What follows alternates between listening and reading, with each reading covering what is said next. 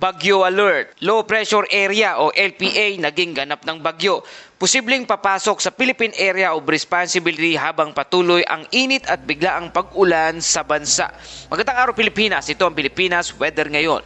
Narito ang ating update sa panahon. Kung bago ka lang sa ating channel, please like, share, and subscribe para lagi kang updated sa panahon. Salamat sa iyong suporta.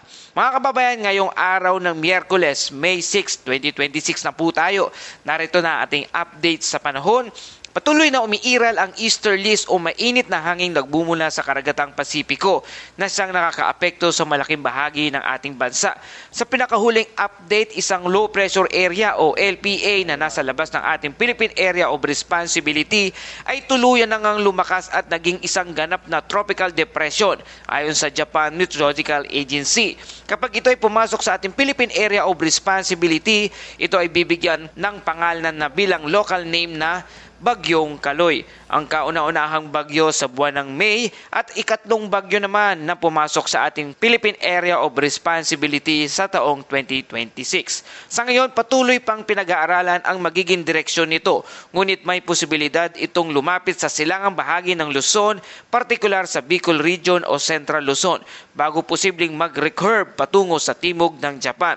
Samantala, isa pang ang low pressure area o LPA na nasa loob ng ating Philippine Area of Responsibility ang mababa ang tsansa na maging isang bagyo at inasahang malulusaw sa mga susunod na araw. Dagdag pa rito mga kababayan, sa kasalukuyan mayroong tatlong invest area ang binabantayan sa Western Pacific. Una ang Invest 92W at ang Invest 94W na mababa ang tsansa na maging isang bagyo, habang ang Invest 93W naman ay may potensyal na maging bagyo at posibleng pumasok nga ito sa ating Philippine Area of Responsibility at ito na nga ang naging isang tropical depression. Sa lagay ng panahon dito sa bansa sa Zamboanga Peninsula at Palawan, makakaranas ng maulap na kalangitan na may kalat-kalat na pag-ulan na thunderstorm. Sa Metro Manila naman at sa nalalabing bahagi ng bansa, bahagyang maulap hanggang maulap na kalangitan na may pulupulong pag-ulan, pagkulog at pagkidlat.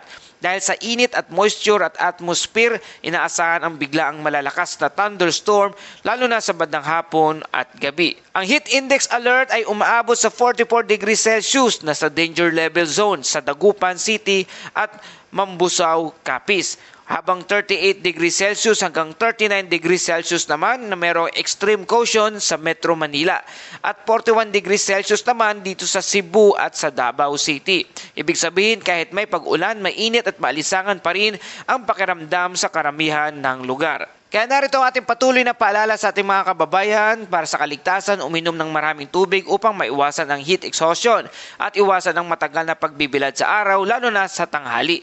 Magdala na lagi ng payong o kapote dahil sa biglaang pag-ulan sa inyong lugar at mag-ingat sa flash flood at